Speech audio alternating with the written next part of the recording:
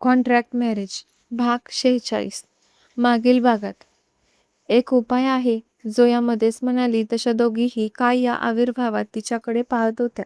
समीर, जोयाच्या तोंडून निघालं. समीर? हा समीर कोण? कमलाबाई, दीचा फ्रेंड. त्याने फोनवर ईशाला ड्रीमगर्ल बोललेलं जोयाने ऐकलं होतं. तिने सगळ्यांना तिचा प्लॅन नीट समजावून सांगितला तशा तिघीही जोरजोरात हसू लागल्या. हो, असंच करूयात, सुलक्षणाताई हसत म्हणाल्या.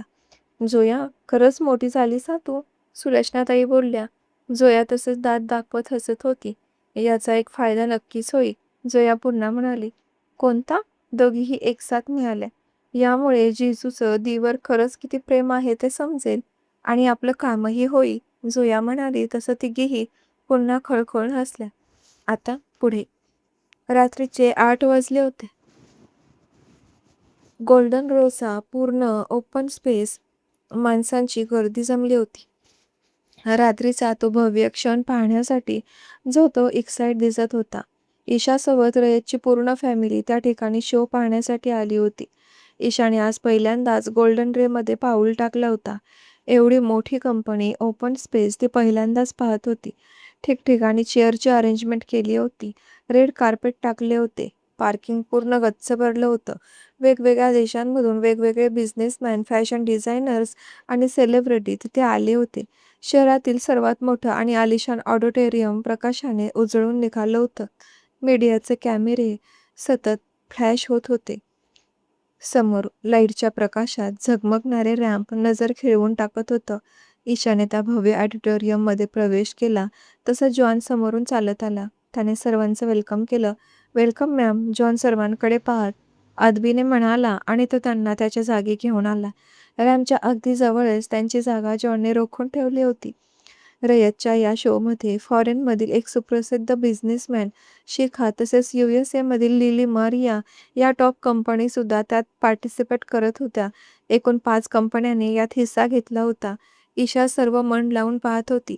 Ladies and gentleman, today's fashion show is for. स्टेजवर फंक्शनला सुरुवात झाली होती. प्रत्येक मॉडेल वेगवेगळ्या आउटफिटवर येत होती. ईशा सगळ्यांकडे झिलमिल डोळे करून पाहत होती. एक एक करून 4ही मॉडेल्सचा रॅम्प वॉक झाला. आता गोल्डन रे कंपनीची बारी होती, ज्याची उत्सुकता ईशाला होती. तिला सुजाला पाहायचं होतं. कशी असेल सुजा? खरंच खूप सुंदर मॉडेल असेल, म्हणून तर रयत तिच्या मागे मागे करतात. ती समोर तिचाच वेट करत होती. समोर स्टेजवर बॅक साईडला रयत सूट बूट घालून बसला होता. सुजाचं आणि गोल्डन रे कंपनीचं नाव अनाऊन्स झालं तसे सगळे सुजा सुजा म्हणून ओरडत होते. सुजाने रयतचे बरेच शो केले होते, त्यामुळे तिला सर्वजण ओळखत होते. तिचे पोस्टर देखील सगळीकडे लागले होते.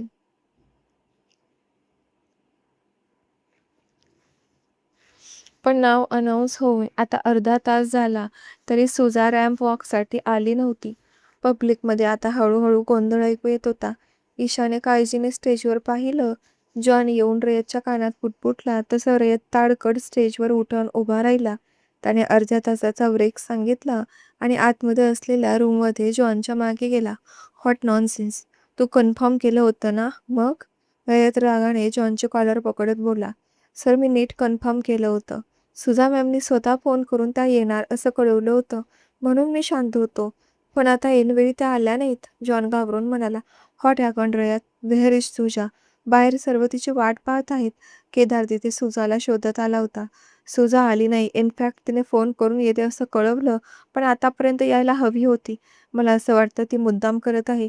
रयतला आता सुजाचा पुन्हा राग आला होता. जॉन, सुजाला फोन लाव. रयत. जॉनने रयतच्या प्रायव्हेट नंबरवरून सुजाला पुन्हा फोन केला. सुजा त्यावेळी हॉटेलमध्ये तिच्या एका पार्टनरसोबत मस्त नाईट एन्जॉय करत होती. तिने रयतचा नंबर पाहिला आणि चेहऱ्यावर खुनशी भाव आणत फोन रिसीव्ह केला.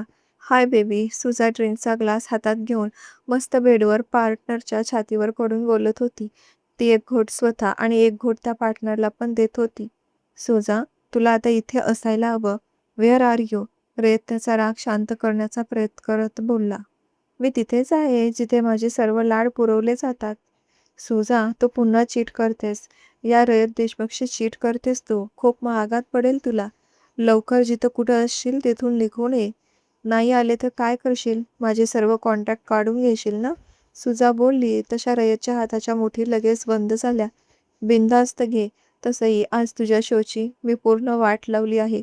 आजपासून सुजा त्याचीच कामे करेल. जर सुजासाठी काहीही करायला तयार असेल. काहीही. सुजा काहीही या शब्दावर लाडिक आवाजात भर देऊन बोलली. सर, आपल्याजवळ वेळ कमी आहे. ध्रुव त्याच्याजवळ येत म्हणाला तसं त्याने रागाने फोन जोरात फेकून दिला. आपल्याला लवकरात लवकर एखादी मॉडेल शोधावी लागेल. रयत. बट हाऊ इज पॉसिबल नाव? आता एवढ्या लवकर कसं शक्य होणार? जॉन. धावा, पळा, उचलून आणा. पाहिजे तेवढी रक्कम द्या. शो कॅन्सल झाला नाही पाहिजे. त्याचे डोळे आता अजूनच आग ओकत होते. रयत, तू शांत हो. मी करतो काहीतरी. केदारने त्याला थोडा वेळ त्याच्या चेअरवर स्टेजवर बसवलं. ब्रेक संपायला अजूनही 10 मिनिटं बाकी होती. रयतला आता जाम टेन्शन आलं होतं. केदार काहीतरी विचार करत होता. ईशा आणि जोया पण आता एक जागी बसून बोर झाल्या होत्या. त्या थोडा नाश्ता करण्यासाठी तेथून उठल्या होत्या. दोघींनीही सँडविच खाल्लं आणि पाणी पिण्यासाठी केंटजवळ आल्या. केदार काहीतरी मार्ग काढण्यासाठी विचार करत होता. अचानक समोर 10-15 मुलींचा घोळका त्याला दिसला.